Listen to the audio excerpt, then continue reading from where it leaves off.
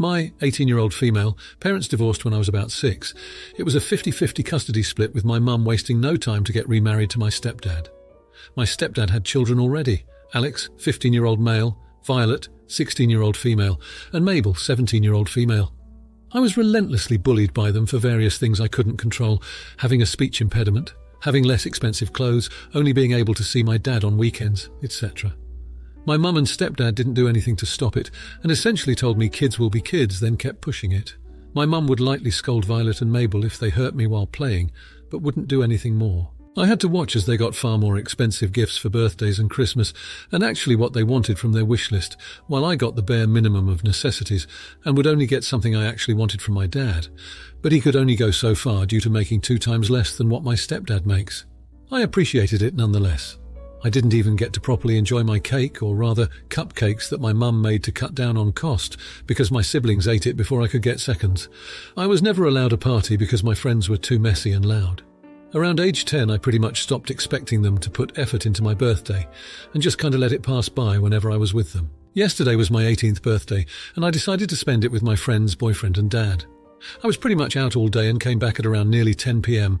My mum was waiting for me with my stepdad, and pretty much blew up on me for not spending the day with them.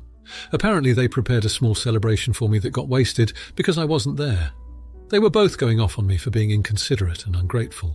In the middle of their little rant, I snapped that they never cared about my birthday all these years. Why should this one matter now? They were in shock, and that gave me an opportunity to go to my room and sleep.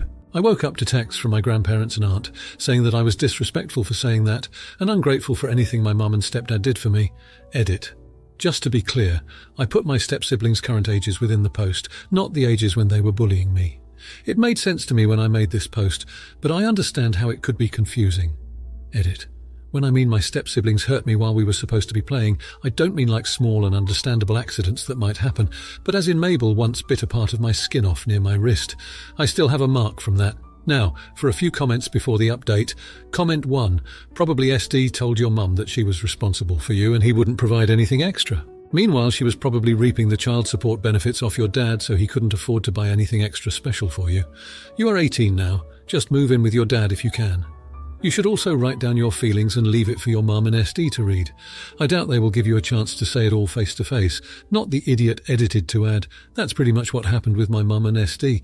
Except my SD wouldn't let my mum get a job because he wanted a housewife, and the only money my mum received was child support from my dad, which he promptly used on my older siblings.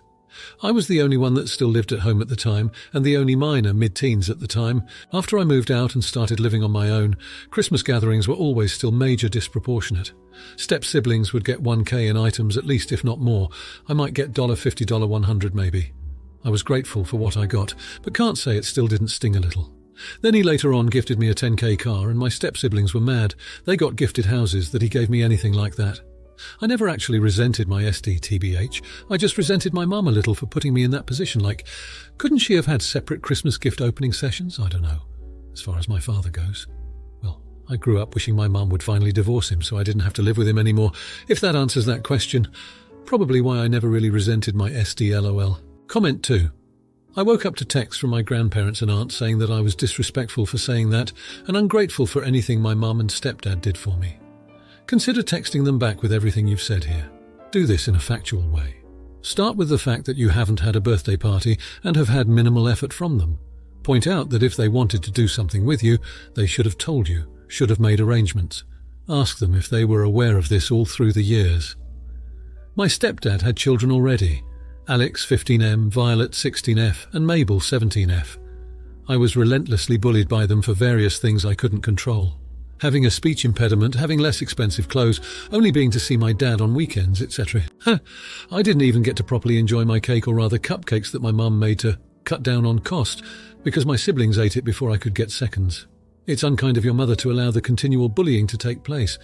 And it's clear that your stepdad was okay with treating you like a second-class citizen all these years, and you mother let this happen. Not the idiot. Comment 3. Not the idiot. If your stepdad and mother did not take an effort to do anything celebratory the previous few years prior to your 18th, you do not genuinely have any reason to be there for your 18th. Your expectations were low due to the standards set by them. You're not to blame. You took the effort to spend time with people who cared for you. Your stepdad and mother have only themselves to blame. Maybe your words had an effect on your mother of how impactful these things were to you, but too little, too late. Were your relatives aware of the bias? If they were, it's a shame that they are blaming you now. Hope your mother realizes how bad she messed up. Now for the update. My stepfather has apparently lost his job. Seeing as they can't make the mortgage payments anymore, my mum and stepdad decided it would be a wonderful idea for us to move in with his parents. Apparently their substantial house in the suburbs had enough room for all of us. This would have been a great idea if I wasn't the human equivalent of a punching bag for my stepfamily. So now, instead of dealing with my step-siblings in a relatively large house, I'm stuck sharing a room with them in my grandparents' house. The room is small, cramped, and smells like mothballs, and any privacy I hoped for is completely out of the question. As it turns out, my step-grandparents are even worse. They adore their grandkids and see me as the unwanted add-on. Not only do I have to deal with my step-siblings' constant bullying, but now my grandparents chime in too.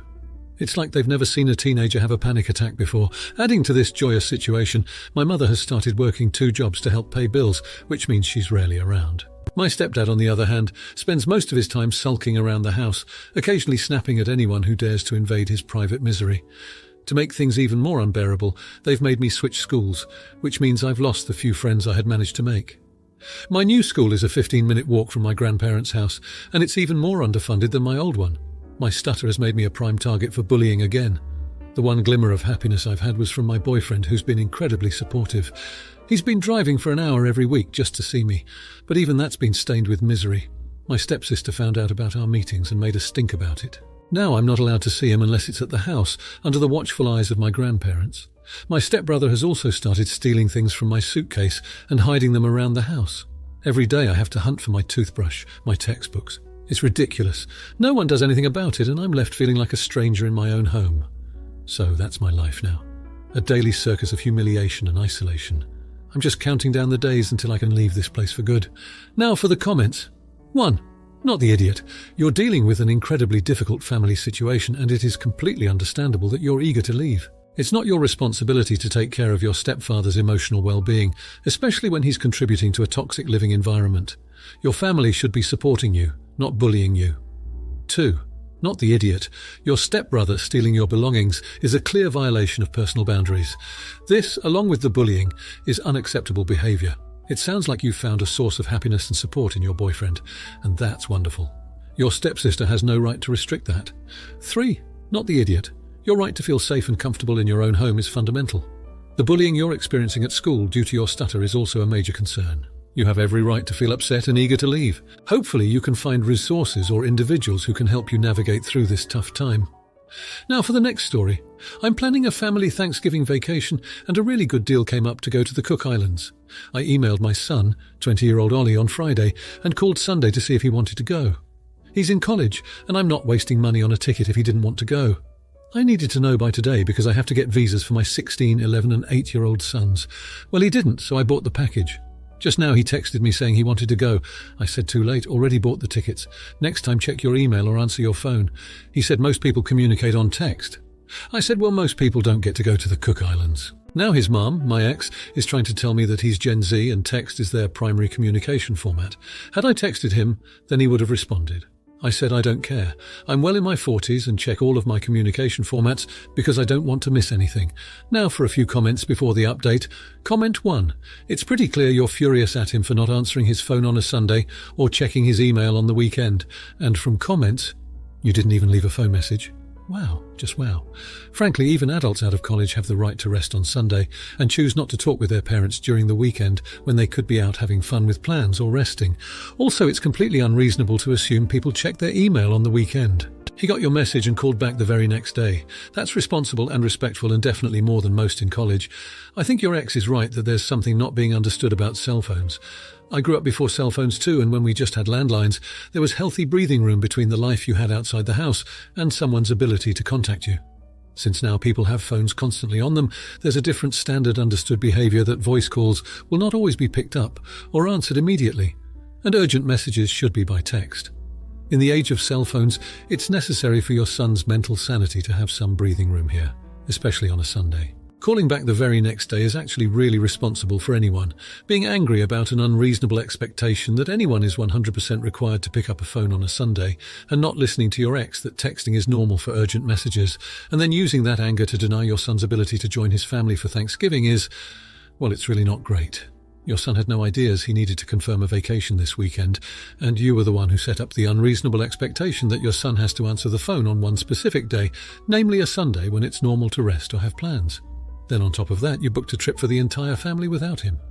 Yeah, you're the idiot. And I hope it comes across that I'm really trying to give you perspective as someone who did grow up in landline culture and did make the transitions to cell phones. Comment 2. You might want to read up on communication theory, specifically the Shannon-Weaver model. It's old, but one of the best ideas of all time. It's all about noise in communication like semantics, static, racism, etc. But it was missing one thing that Schramm worked out in something like 1960. You couldn't know a one-way message ever got through, so Schramm added a feedback loop. This is a sturdy basis for the idea that we send a backup message, something really modern, like a frigging voicemail, which is like an old-school answer phone. When the receiver, your son, gets the message, he feeds back using his telephone. Crazy stuff. You set him up to fail deliberately by ignoring the fact that he never got the message. You have proved that not only do kids today ignore their parents' relentless phone calls, but that you're also a jerk. Leave a message and send a text. You send a text in case his phone is out of range because it will get through even when your own signal is weak. I'm sure Claude Shannon and Warren Weaver, as well as Schramm, whoever that was, would also say you're the idiot. Edited spelling. Edit 2. Why haven't you responded to my message? God damn it, what's wrong with you? You out having fun? Answer me. I even wrote it down. You're supposed to drop everything when I make contact. Comment 3. You're the idiot. On many fronts. 1. You emailed him Friday. Hardly surprising he didn't check email over the weekend. 2. You called but didn't leave a message. So he sees a missed message when he's out with friends or a date or watching a movie. Surely you don't expect him to call right back. 3. Then you arrogantly complain that a missed call from you is more important than a message. What a load of horse shit. Unless you never call him just to catch up. My kids would never call me back without a message. 4. Then he calls you on Monday, likely after catching up with his weekend emails, but you just shut him down. You could have said, let me see if there are still affordable plane tickets, rather than punishing him for not following your rigid rules to the letter. 5. It's over a weekend and he responded in a reasonable time frame. Give him a break. You gave him far too little warning to justify kicking him out of a once-in-a-lifetime family vacation. It's quite clear that you don't care if your son goes on the trip with you or not. Your whole post sounds like some stupid controlling power trip. Get over yourself and find some way to make this right, because your attitude is quite unreasonable. Now, for the update. So, here's the latest. After I posted, Ollie and I got into a long conversation about communication, expectations and responsibility. Turns out, Ollie had been dealing with a lot of stress at college, and my messages about the trip just slipped through the cracks. He apologised for not responding on time, and acknowledged that he should have been more proactive. In turn, I realised that I could have been more understanding of his situation. Yes, he's an adult now, but he's also navigating a whole lot of new responsibilities, and sometimes things can get overwhelming. I apologised for brushing off his feelings and not trying to understand where he was coming from. Now, here comes the heartwarming bit. My other 3 sons, after seeing the whole ordeal, decided to pitch in some of their own money to buy a ticket for Ollie. They didn't want their brother to miss out on the family vacation. It was a bit more expensive than the ones I purchased earlier, but they insisted. I've never been prouder of them. Ollie was over the moon when he found out, and he thanked his brothers. He also promised me that he will work on his communication skills. In turn, I promised to be more understanding and patient. So there you have it. We're all going to the Cook Islands together this Thanksgiving, but more importantly, we've opened up some much-needed communication channels. We're a team after all, and teams stick together. We've all learned something, and I'm grateful for that. I guess in the end, we're not just taking a vacation. We're working on building a better family, and I can't wait to see where this journey takes us. Now for the comments, not the idiot. It's great that you and Ollie had a heart-to-heart, and were able to recognise the need for better communication. It's important to understand each other's stresses and work towards a more understanding relationship, not the idiot. The fact that your other sons came together to support Ollie shows a strong sense of family solidarity. It's a great example of siblings stepping up and showing love and support to each other, rather than engaging in petty sibling rivalries. Not the idiot. Ollie's promise to work on his communication skills shows maturity and willingness to grow. It's a good sign that he's taking responsibility for the miscommunication and is actively trying to improve his relationships with the family. Now, for the next story. Our family does not have anything that requires a full-size truck. We don't haul anything, we don't camp, we do not own a trailer. We have zero reason to own a $100,000 truck, other than my husband really wanted it. It was in our budget, and he was adamant that it was what he wanted. We have 3 kids. Our oldest is 17, our daughter is 15, and our awesome surprise baby is 2. Not planned, but a joy to be sure. We never take the baby anywhere in the truck. My husband keeps it pristine. My son has a Jetta that he purchased with help from us and his grandparents. It is a reliable car, but it is not in great shape. I have a Porsche Cayenne that is our family vehicle. The back seat has the usual stains from the baby. That's life. Well, my husband recently got a promotion and he has to go downtown twice a week now. He tried driving his truck, but it won't fit in the parking garage at his office. He had to park a block away at a surface lot where hooligans and ne'er-do-wells might harm it. He asked me if he could use my car on the days he goes into work. I said that wouldn't be a problem. He just had to put the car seat in the truck so I could drive with the baby. Nope, he wanted me to drive our son's car and show for the older kids and not touch his truck. I declined his generous offer and told him my car was off limits because I needed it for myself. So now he has had to borrow our son's Jetta because his only other option is public transportation. He could afford to Uber in, but he doesn't want to do that either. He says I'm being a jerk not letting him use my car, but I think he's being unreasonable about his truck. Now for a few comments before the update. Comment 1. Not the idiot. There are 3 cars. A cheap one for the son, a family one that is needed to transport the younger children, and the one your husband chose and bought to use for himself. We have to be responsible for own choices sometimes. Why should you or the children suffer because he chose an inappropriate vehicle? He's a silly arse who wanted his shiny big toy, can't stand the thought of anyone else touching it, and didn't gaff about practicalities like fuel consumption, cost, emissions, or being able to park the bloody thing so it could be used for work. Doesn't sound like that's your fault. Comment 2. Not the idiot. My father bought a $110K plus truck as a gift to himself. My stepmother was thrilled that she could now haul hay to the barn she rode horses at. My father said nope due to the mess. She was so incensed that she went out and bought the exact same truck to show him who was boss. He does what he wants with his vehicle. You do what you want with yours. Comment 3. Not the idiot, and he is absolutely being unreasonable about his pseudo-weenie midlife crisis. Also, it's not fair that your son loses his car without dad at minimum filling the tank when he's done. Now for the update. Over the past month, things have taken a turn for the worse. The husband was driving the son's car downtown for work as suggested by the wife when he was involved in an accident. He hit a patch of black ice and skidded off the road, totaling the car. Thankfully, he walked away with only minor injuries, but the son's car was beyond repair. The son, who had been using the truck to get to school, was devastated about his car. The husband felt awful about the situation, but the wife was livid. She blamed him for the accident, arguing that it wouldn't have happened if he'd just sold the truck in the first place. Meanwhile, the husband's truck started causing problems. It began with simple issues. A flat tyre here, a dead battery there, but escalated quickly. It was clear that the truck, despite its initial cost, was not built to handle the daily rigours of commuting. The repairs were draining their savings account and creating even more tension in the family. One night, the husband came home late from work to find the truck gone. The wife, in a fit of frustration, had it towed away. Her argument was that it was nothing but a money pit, and it was time to cut their losses. She didn't want to see any more money wasted on it. The husband was crushed. Despite the truck's many issues, he had grown attached to it. He felt like it was part of his identity, a symbol of his hard work and success. Losing it was like losing a piece of himself. The wife's Porsche Cayenne is now the only vehicle they have left. The stains from their baby are still there, serving as a constant reminder of what they used to have. The husband is now forced to take public transportation to work, which he despises. The tension in the house is palpable. The husband and wife are barely speaking, and the son is still upset about his car. It's clear that things are not okay, and the family is struggling to move past this difficult time. Now for the comments. 1. Not the idiot. You're absolutely right to be upset about your truck getting towed away without your consent. It seems like your wife is acting out of frustration without considering your feelings. Communication is key here. You both need to sit down and discuss these issues without letting your emotions dictate your actions. 2. You're the idiot. It's understandable to be attached to your truck, but it was a financial burden. Your wife made a practical decision, though she should have discussed it with you first. As for your son's car, accidents happen, and it's unfair to blame you entirely unless you were being reckless. 3. Everyone sucks here. Your wife shouldn't have had your truck towed without discussing it first, but it's also important to understand that she's likely stressed out from the financial strain of the accident and repairs. However, you need to take responsibility for the accident as well. It might be worth considering selling the remaining car and getting 2 cheaper vehicles to ease the tension. If you liked this video, you'll probably like these too. Also, while you're here, please consider subscribing. It's your support that keeps this channel alive and allows me to make better and longer videos. Have a great day.